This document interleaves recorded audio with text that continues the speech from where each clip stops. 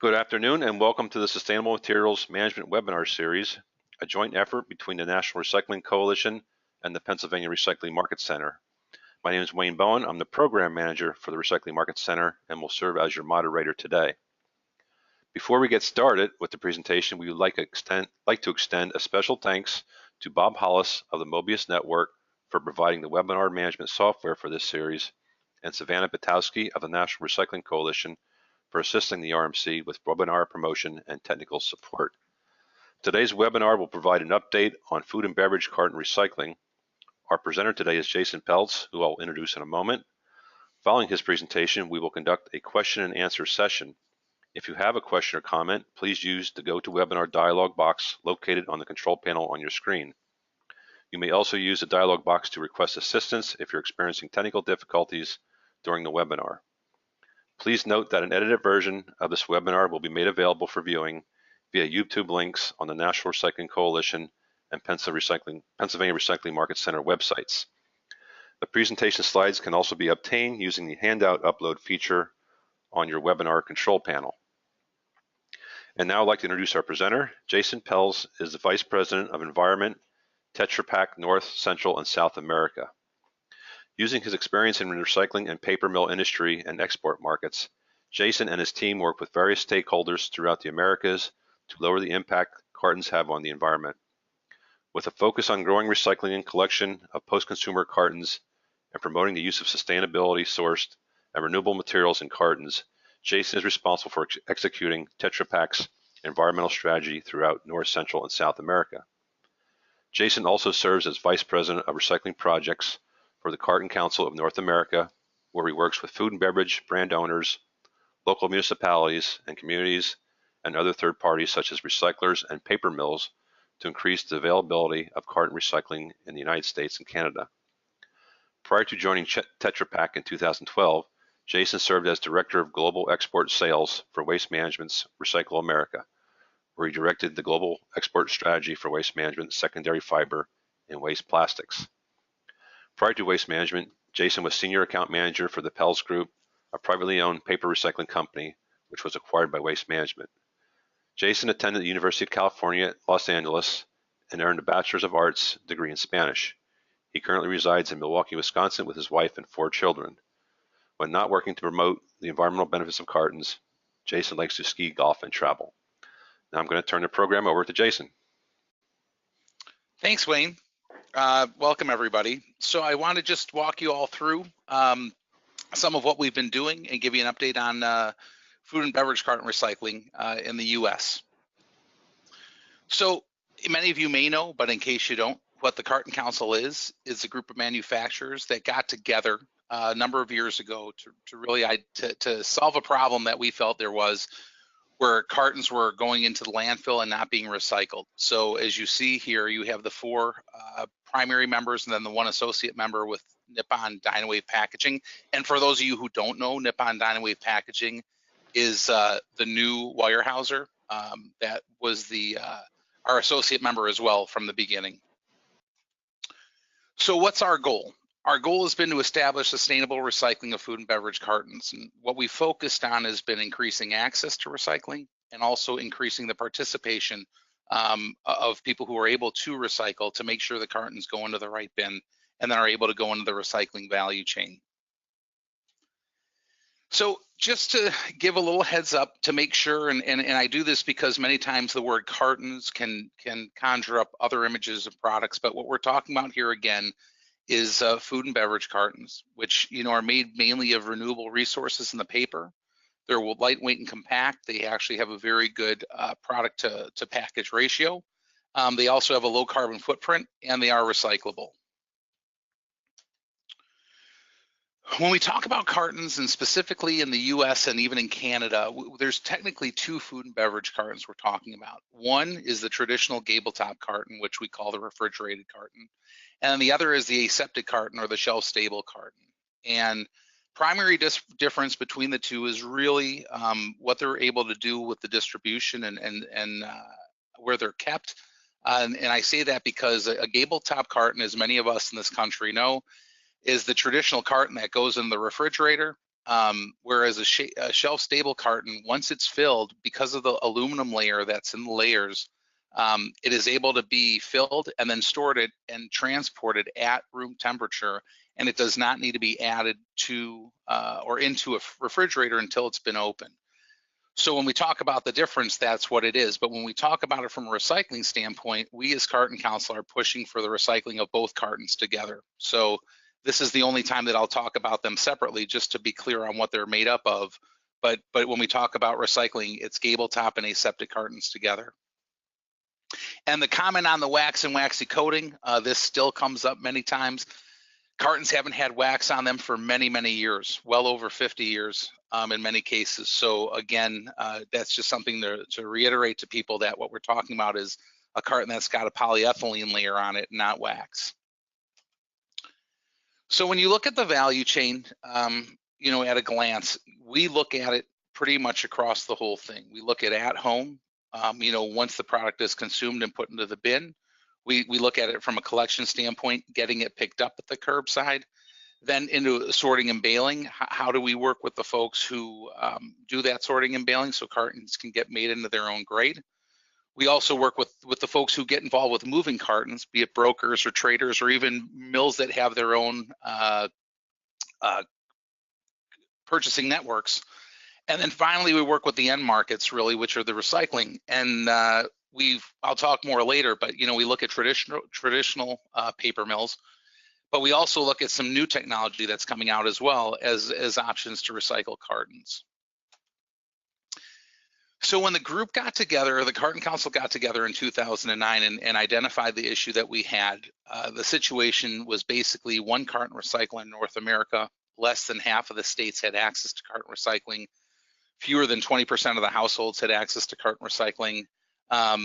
So again, it was, I wouldn't call it bleak, but it wasn't where we wanted it to be.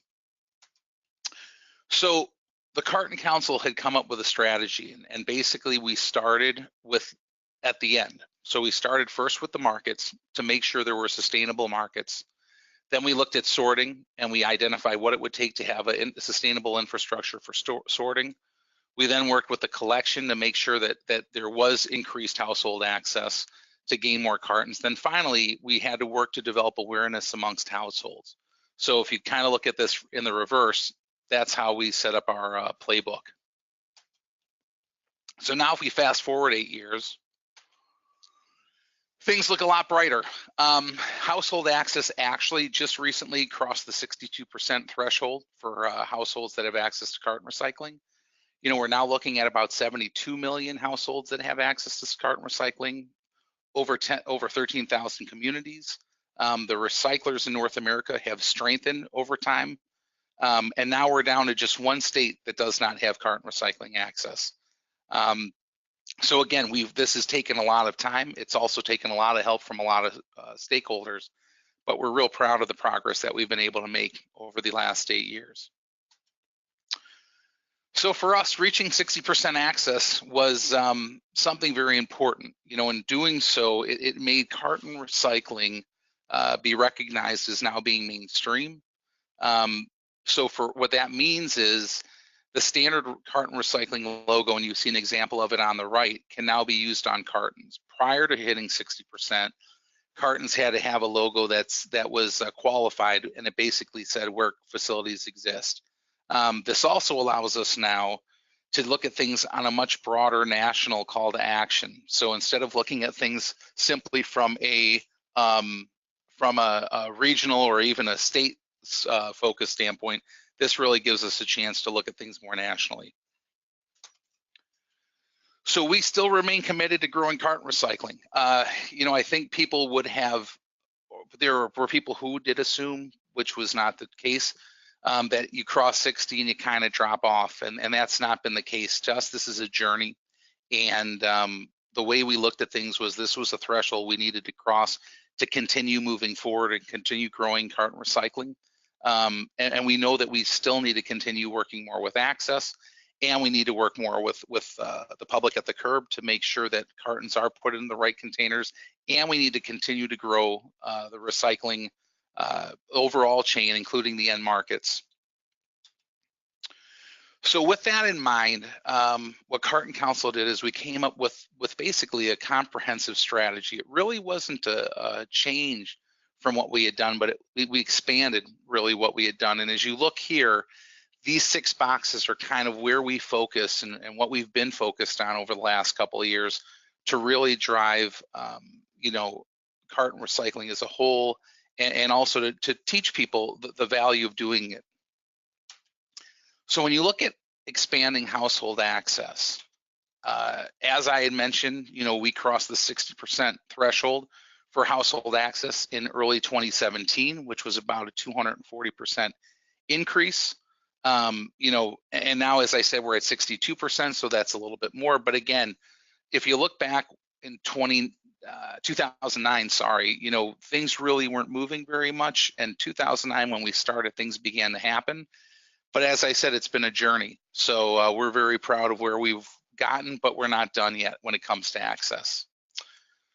And we still remain active, and we're still here to help. You know, we work Carton Council. We've obviously now been doing this for 8 years, so we believe that we're a pretty good resource for people. So, you know, there's technical assistance that we can offer to communities or to sorting operations. There's equipment grants that we can offer. We've done a lot with sharing best practices.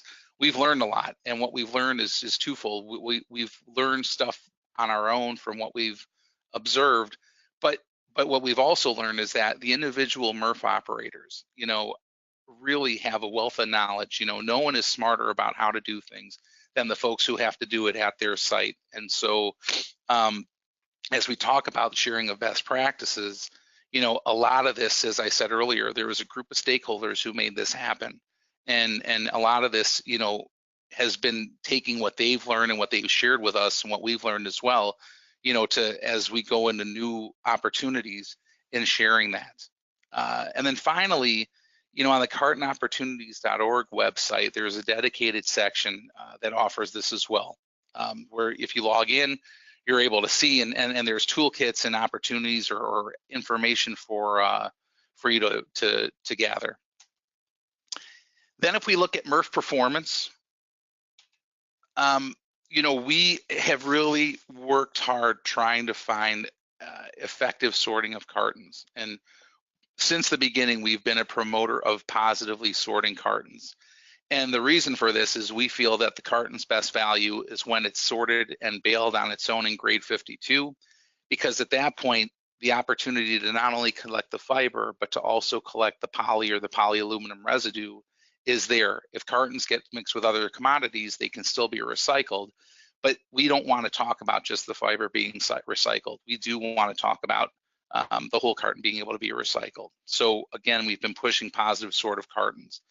When it comes to the solutions related to positively sorting cartons, you know, we've worked with everybody, and it goes back to my comment earlier. Most MRFs are the best at deciding what works best for them, and what we can do is give some information on what we've seen. But we've had MRFs do manual sort, we've had MRFs do semi-manual where they have vacuum assisted, and then we've had optical sorting, and I'll talk later, but we've even gotten involved a little bit with robotics. But basically, there's no one silver bullet to sort cartons. What we found is that every MRF's different, every opportunity is different. So it takes being open to what the possible solutions are to find what's right for the MRF.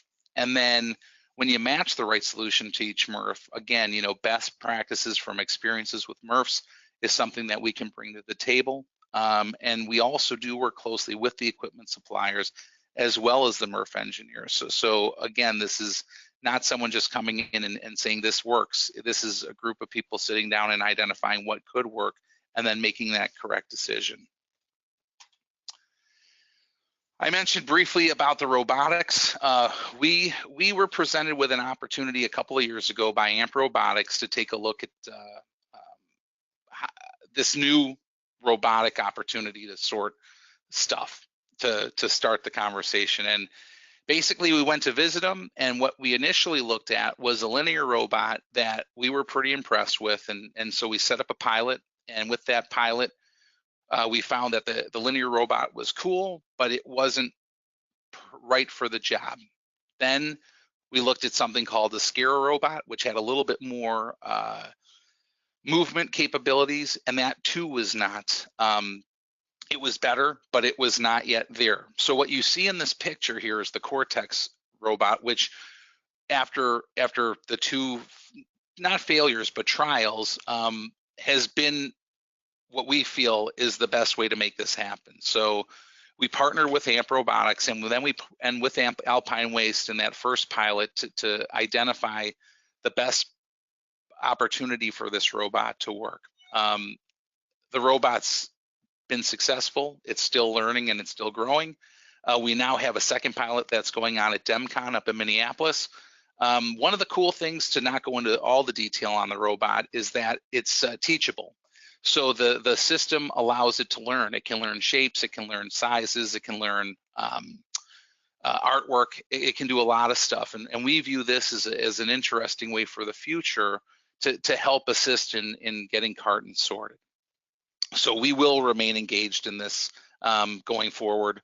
And hopefully this can help people as they look for solutions to sort recyclables. So again, how we're here to help. Capital equipment grants are available, and we look at these on a case-by-case basis.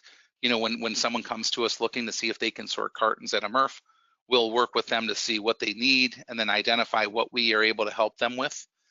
We also do some matchmaking to make sure that we can connect them with broker networks and end markets. Again, we talk about best practices. This is something that we're big on, because we think that sharing the best practices generally leads people to the best solution. And then we also work a lot with customer outreach.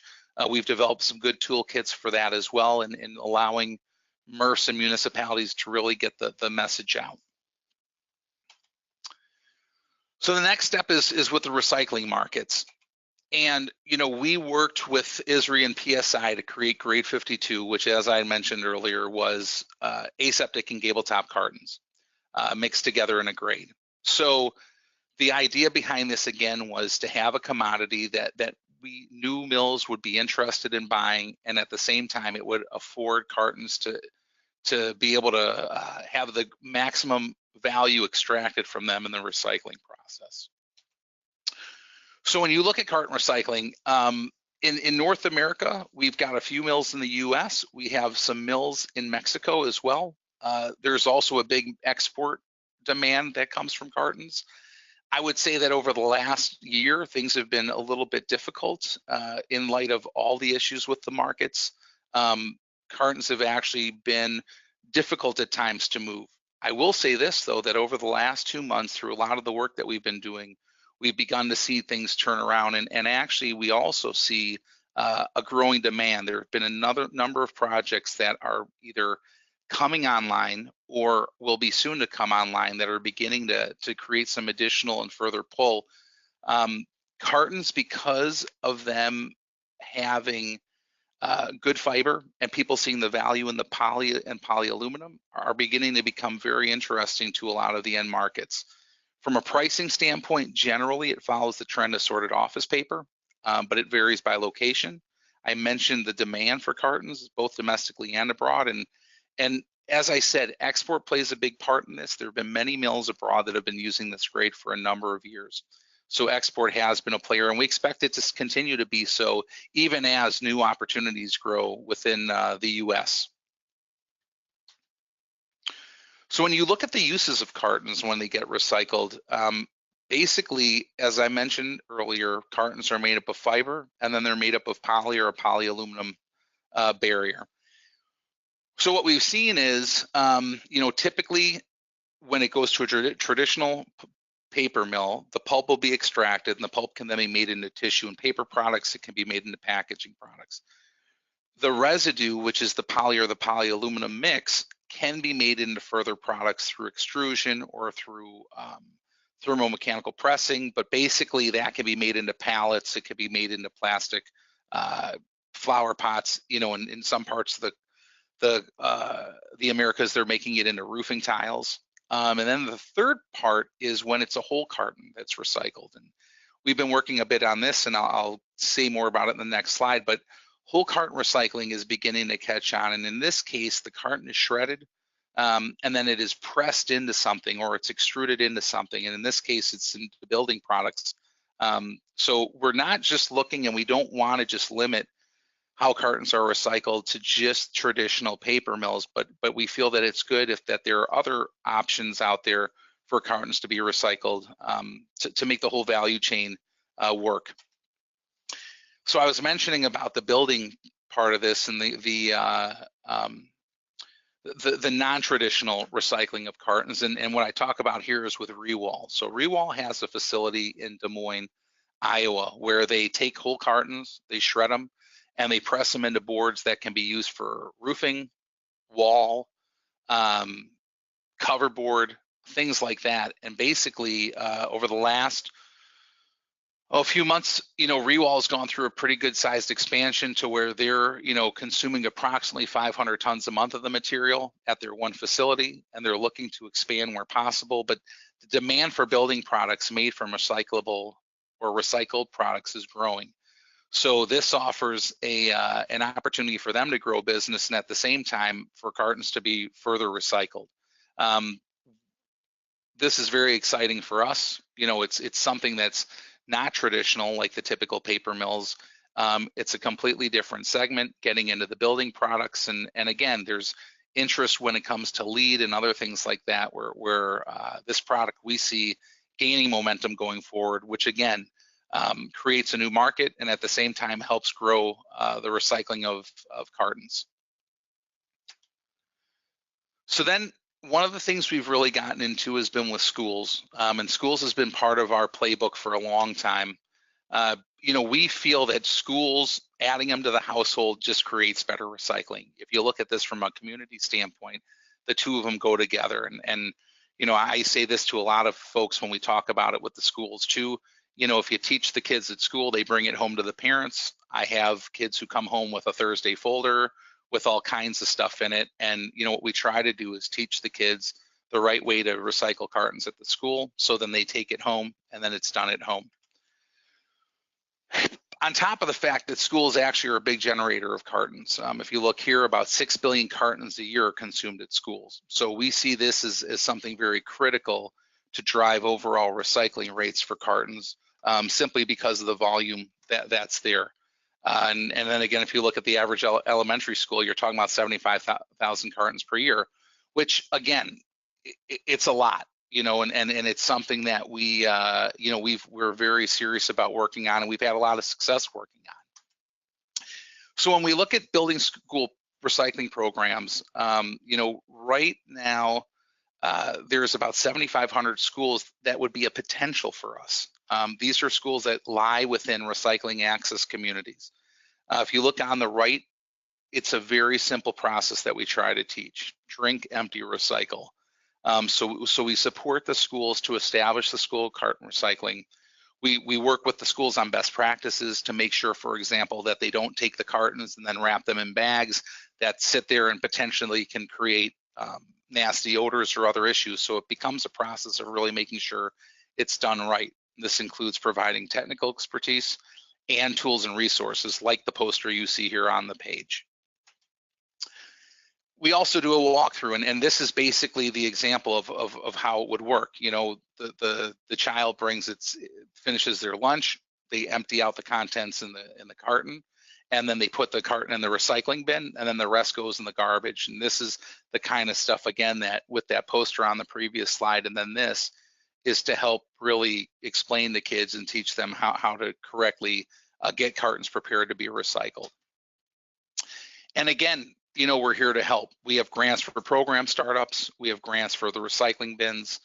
We have a best practices and posters that I mentioned that we are happy to help people with and work on. We have an elementary school lesson plan, and we've actually got a schools team.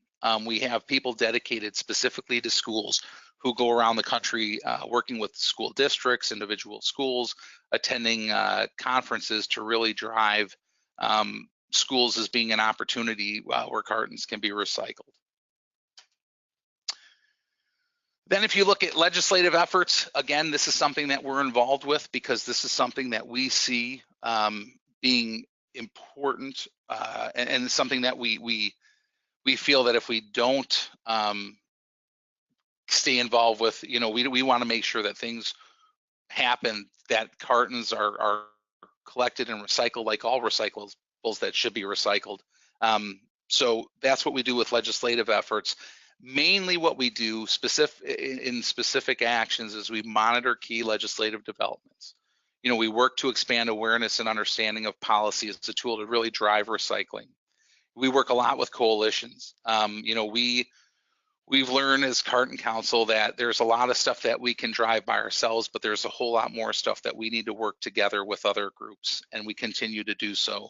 And we feel that that's one of the ways of the future, is that you can't just look at everything focused on your own, but that, really a rising tide lifts all boats is kind of the way we look at this. And so we will continue to do that as we go forward. And then finally, we want to drive action. We want to make sure that if policies get put into place, that they really drive action, that people truly follow through, and in the end are recycling their cartons. And then the last piece of our strategy is related to consumer participation. And we do focus a lot on this. All of this is wonderful. Everything that I've showed you up until now is great. But if people don't know that they can recycle their cartons and put them in the bin, and they still go into the garbage from the start, the chain is broken before it even gets going. So we really want to make sure that we do a good job of increasing consumer participation. So one, when cartons are added to a facility, priority is to inform the stakeholders. So this includes the collectors, it includes the communities, meaning the folks involved in charge of the communities, and then the residents specifically. When it comes to adding cartons to a list of accepted materials, we really want to see people adding them to the website and any other materials that can happen. City website is the second place consumers go to look for recyclability information. The first one is actually on pack, where people are able to see on pack, and that goes back to the point I made earlier about the importance of us having the logo on pack and not having that qualifier, but be able to say, please recycle. And then finally, when it comes to postcards or bill stuffers, this is the most effective education tactic. And so these are things also that we work on as well to make sure people get the message and understand that they should put their cartons in the recycling bin. For adding cartons to your materials, so now this is for anybody who's looking to add cartons or has them, to make sure that you list food and beverage cartons as a separate category. It makes it more difficult if it's just listed as paper. So identifying it as food and beverage cartons or milk and juice cartons or things like that does help. Provide a detailed list of what a carton contains. That's also something that we find is very beneficial. Telling people that it could have milk or juice or broth, super wine. I mean, again, this is the word carton is used in many other things. So it's really identifying and making sure people can recognize what we're talking about.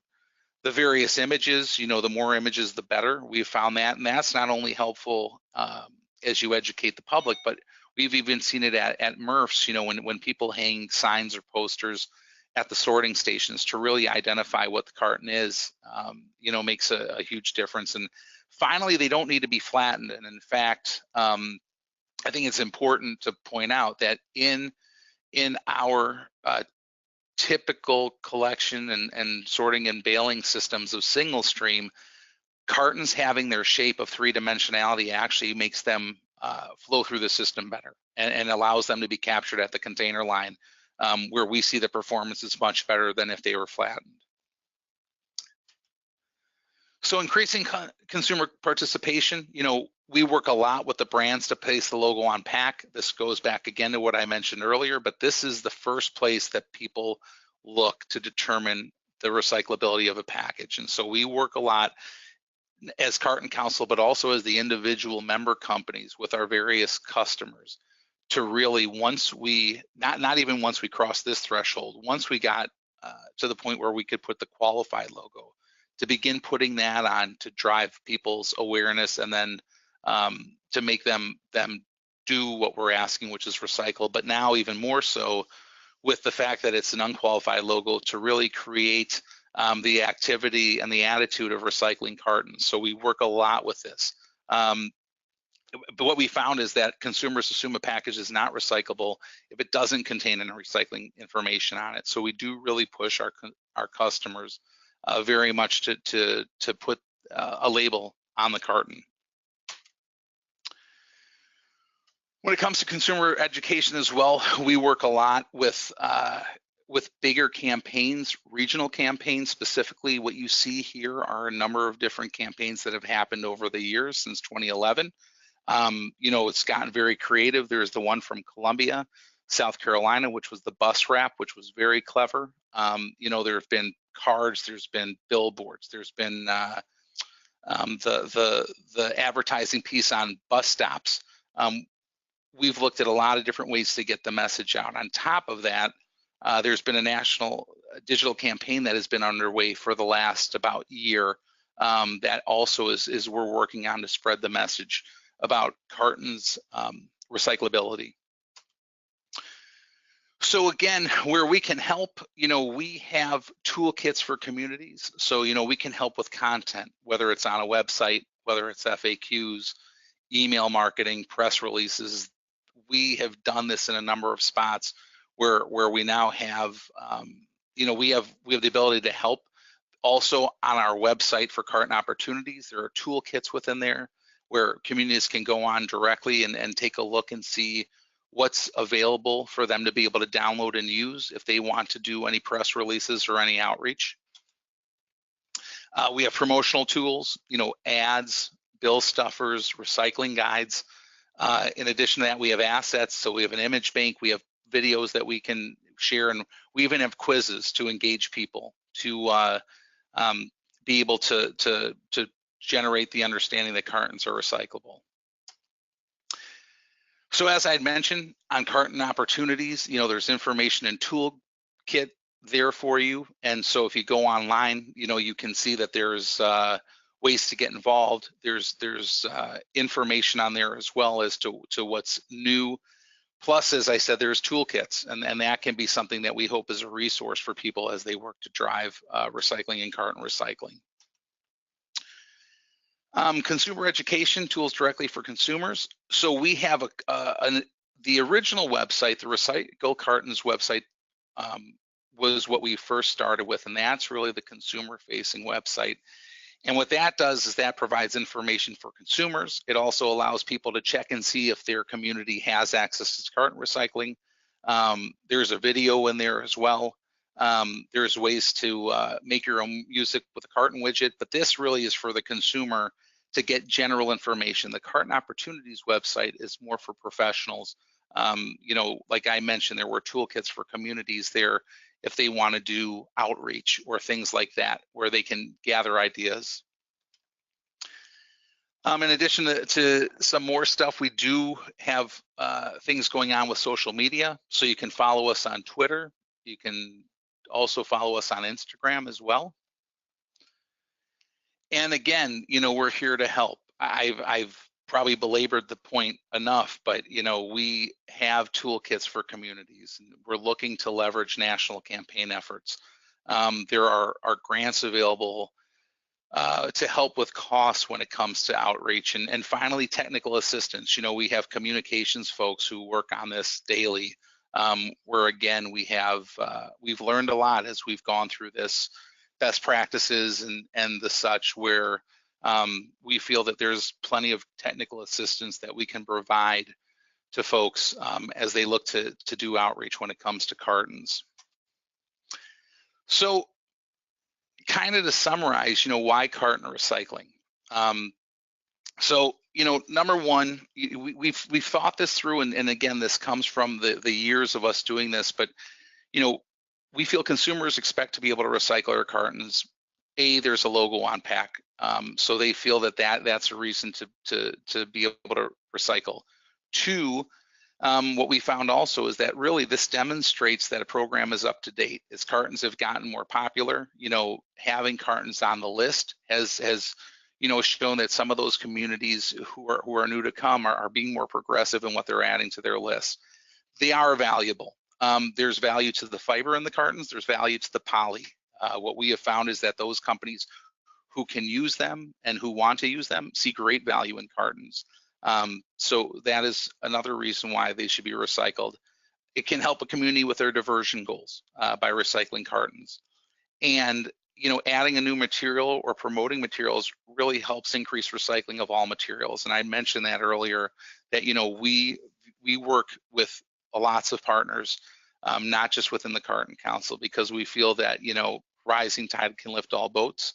So if we can get recycling done right, it can help increase the amount that's being recycled.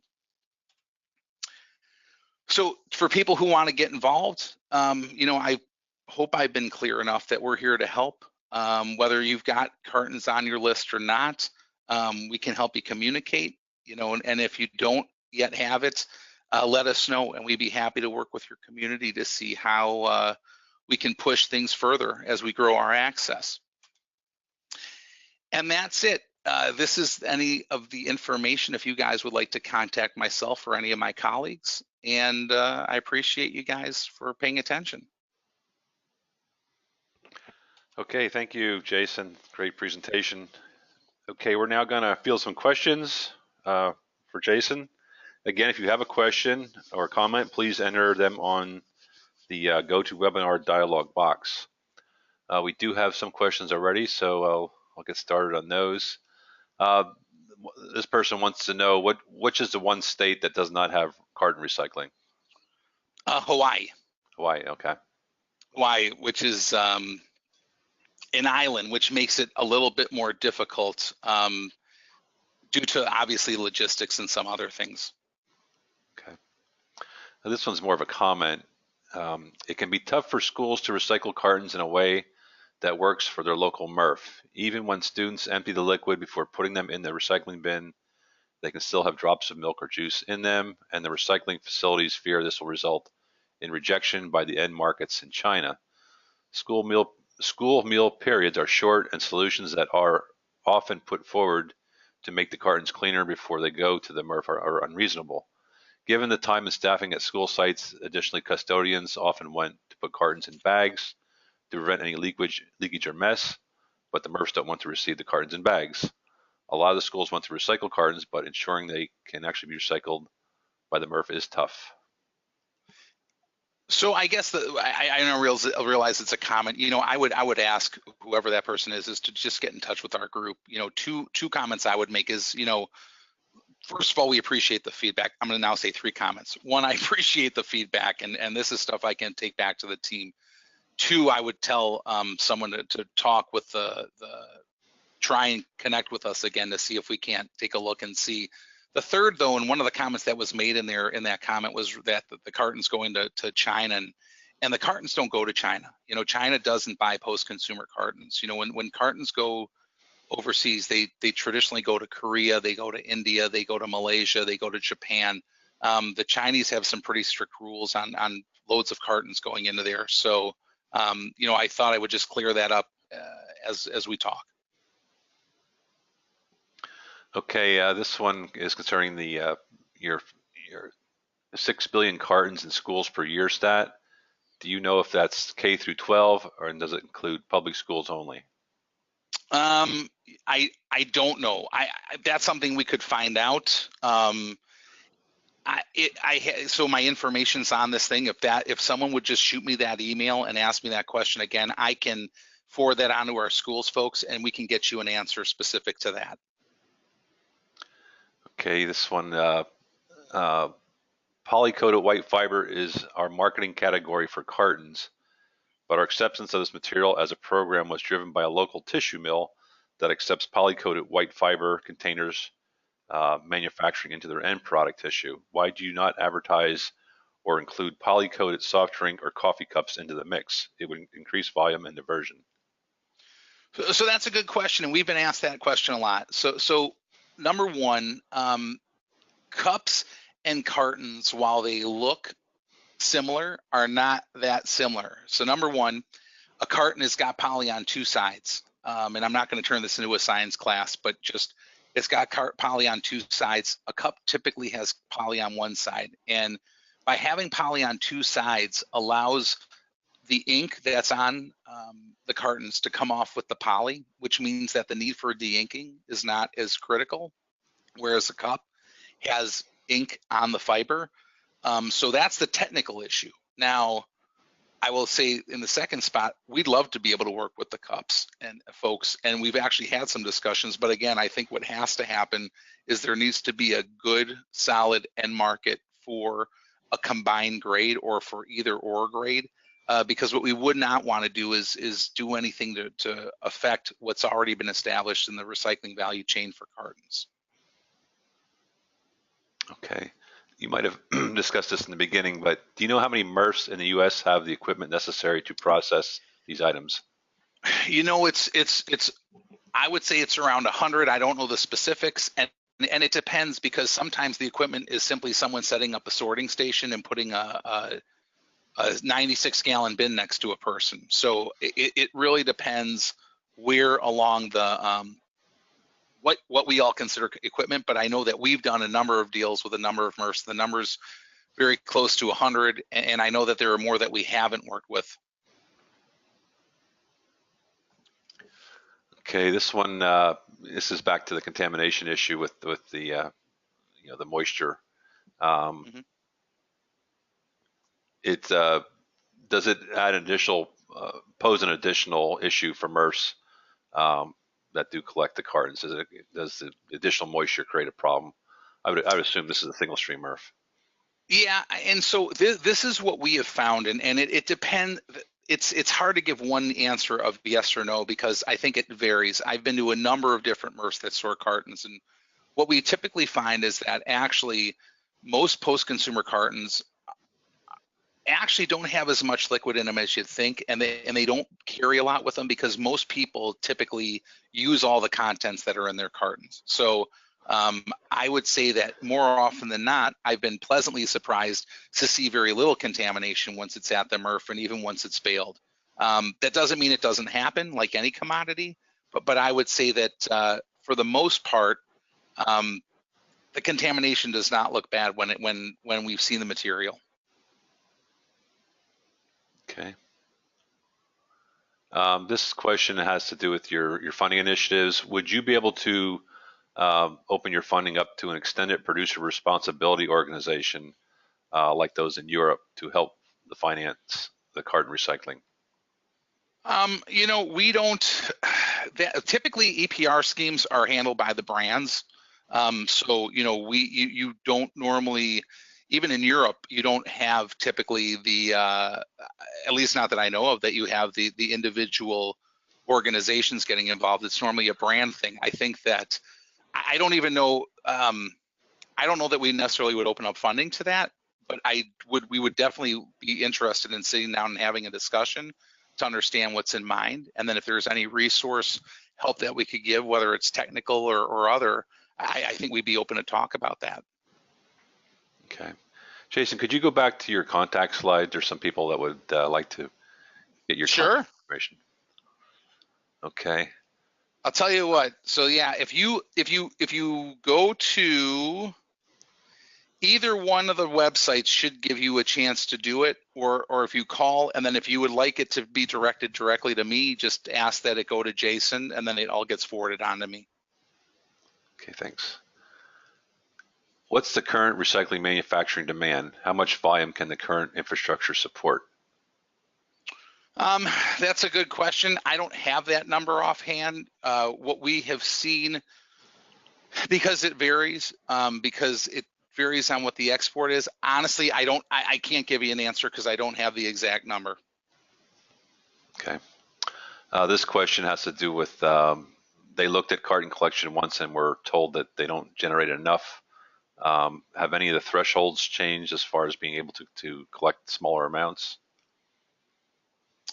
I guess it would be, you know, most end markets want full truckload quantities, but as some of the end markets begin to expand, you know, people are beginning to look at partial quantities or doing things in like a milk run, you know, so no pun intended. setting it up where maybe people can do it in combination. So I don't know that necessarily the threshold has changed. People still want full loads, but as more, it's got more masses come to play in this, I think that there might be new opportunities, and I would ask those folks to get in touch with us again for us to take a look at it. Okay. This person wanted to know more about the bus wrap campaign. Is that something that you funded through your grants? The bus route campaign, you mean on the one I showed about Columbia? Yeah. Yep. Yeah. So that was part of an yes. So that was a outreach grant that we did with the community, and basically, the way the grants work in the different communities is this. In some cases, we just provide them with documentation and they run with it themselves. In some cases, we give grants, and in some cases, we share. They do some, we do some. I mean, there's all kinds of mixes. So if there's interest, again, contact us and we can take a look at the community and see what's available. But in the case of that one, I don't remember exactly if it was a joint partnership or if it was just Carton Council or if it was just Columbia with some resources from us, but there's a number of options. So please contact us and let us know what the interest might be. You did talk about this, but you prefer the cartons not to be flattened, especially in a single stream processing situation. Mm-hmm. Right? Yes. Yeah. Yeah. I'm old enough to, I was taught back in the day to flatten everything, and that was required because the recycling container was small. But now that we have toters, sure. There's a lot more capacity for things. Well, and not only that, Wayne, I think the other thing is, we talk about this, and actually for Tetra Pak, this is much more part of our DNA. In Europe, for example, they do tell everybody to flatten them. So, part of this is also where people are coming from. But what we found through some of the MRF studies we've done here in the U.S., with some other organizations, because the way single stream works and stuff is collected and the way screening typically works at the MRFs, if a 3D object keeps its 3D shape, it goes where it's supposed to go. Once you start flattening things that maybe shouldn't be flattened, stuff gets going into places you don't want it to go. Okay. Ice cream cartons, can they be recycled? Same thing as cups. It all depends. We really haven't. Again, it's similar with the cups issue. They might be able to. You'd have to talk with those folks who are generating them, to see what their take is on that, because not all ice cream containers are the same. In some cases, actually, ice cream containers have no poly on them. They just have a clay coating. So again, that brings the ink issue into play. Some of them are plastic or have much more plastic. So, my answer is, there are probably some outlets that can handle them, but not with cartons right now. It wouldn't work. Okay. All right. I think we're at the end of our allotted time, so we're going to wrap things up here. So again, this webinar, like the webinars in this series, has been recorded and will be made available via YouTube links on both the National Recycling Coalition and Recycling Market Center websites. Thank you again for joining us. We hope you'll join us for next month's webinar. Please visit the NRC and RMC websites for scheduled updates. And thank you again, Jason, for taking the time out to make this presentation. And yep, and happy holidays, everybody, and have a great day.